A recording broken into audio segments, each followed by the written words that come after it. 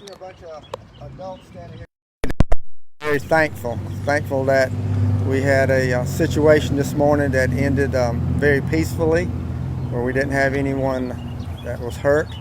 Probably one of the scariest calls that we could get in law enforcement and as a school district is that a school bus has been hijacked with kids on it with someone with a gun. And that's what we had this morning. I will start off by saying all the kids are safe, the bus driver's safe, the bad guy has been apprehended, so there's not any threats anymore. This investigation is now getting into the investigative stage. Initially it was in a recovery and arrest stage.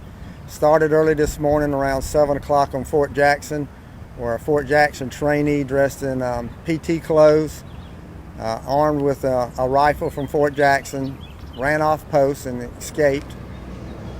Initial call that we got was with someone on I-77 that was flagging cars down, trying to get in cars. That was the initial call that came to us. Shortly thereafter, one of our deputies was stopped on Percival Road by a parent of one of the children that was on the school bus, and that parent told our deputy that this child was on the school bus and there was a man with a gun on the school bus. What we've been able to discover at this point is after the trainee left Fort Jackson, did not get picked up on the interstate, was on Percival Road at a bus stop. There were some children that were getting on the bus. Their final destination was in Forest Lake Elementary. After all the kids got on the bus, the trainee got on the bus, dressed in his PT clothes with a rifle, and told the bus driver that he didn't want to hurt him, but he wanted him to drive him to the next town. So the bus driver started driving. The trainee brought the kids to the front of the bus. The kids started asking lots of questions to the suspect if he was going to hurt them or the bus driver. The suspect got a little frustrated. The bus was stopped close to where we're standing right now, and that's where the kids and the bus driver got off the bus. The suspect then drove the bus to a couple miles from here, where he abandoned the bus, left the rifle on the bus, went through neighborhoods trying to get rides, trying to get clothes. At Percival and I-77, where deputies spotted him and civilians spotted him, at that point he was arrested without incident. So he is under arrest at this time.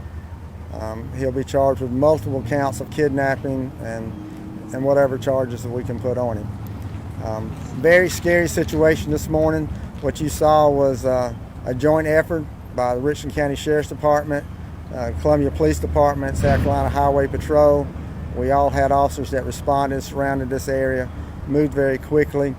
Richland 2 School District was working with us also, providing us information. I'm going to let the chairman of the school board and also the superintendent talk in just a minute. A couple things that we have going on right now is addressing the needs of the kids that was on that bus.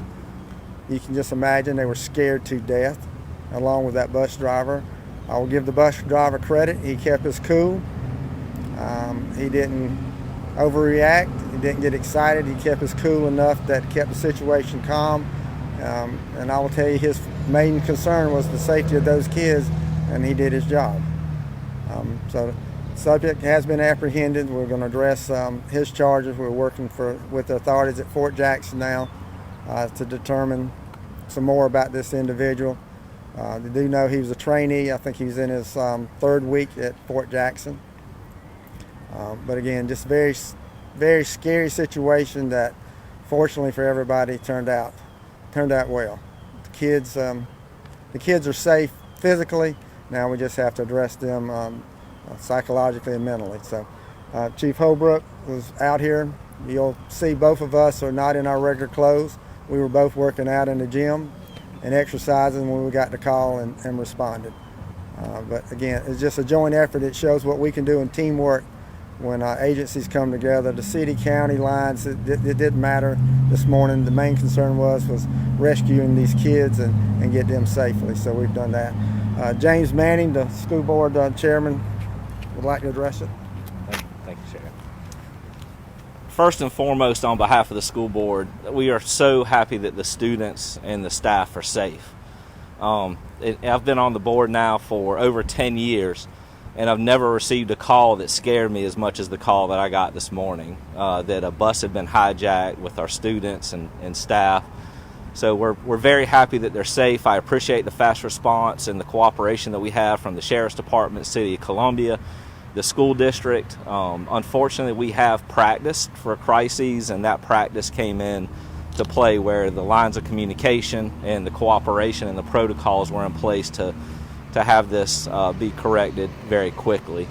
Past that, I'm going to hand it off to our superintendent, Dr. Davis, who will describe more about what we're doing and some of the issues that will follow from this issue. So thank you very much.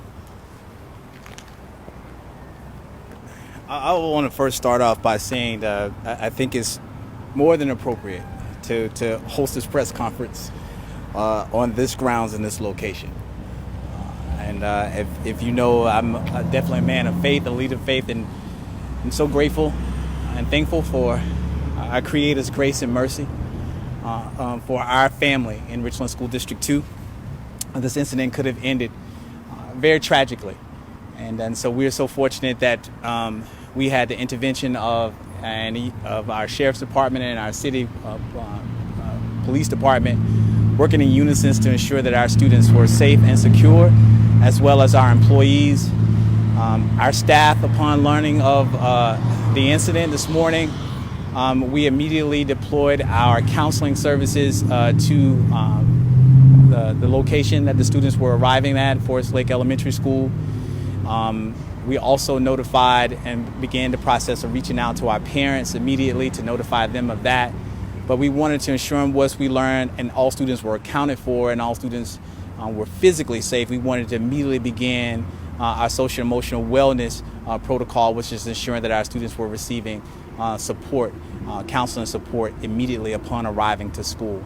I personally participated in that myself to provide an opportunity for our students to begin the process of healing as they are dealing with a traumatic event. We will continue to provide counseling services for those students and those families, as well as our employees, as we will also continue to cooperate with local law enforcement, the Sheriff's Department, in their efforts to investigate this incident thoroughly, and continue to be a partner in our community, ensure that our students are always safe and our employees are always safe and that our community is safe.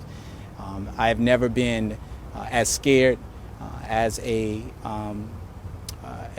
my life upon receiving that call. A father of 3 daughters, myself, and children who attend schools in our district.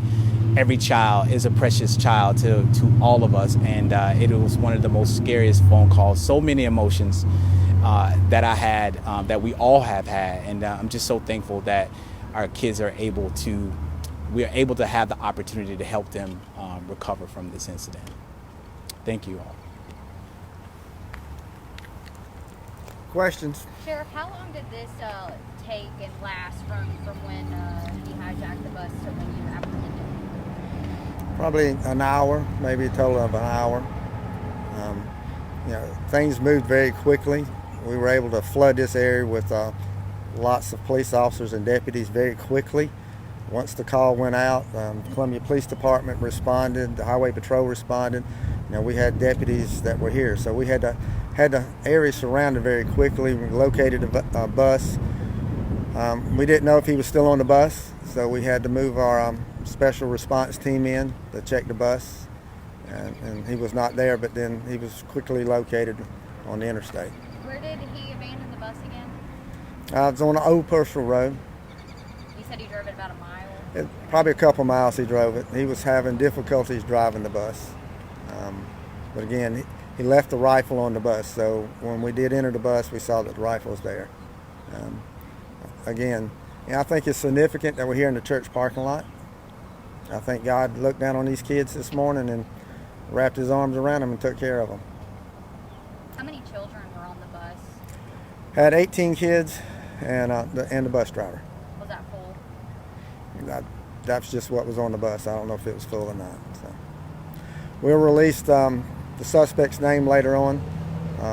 Again, right now the investigation is full force.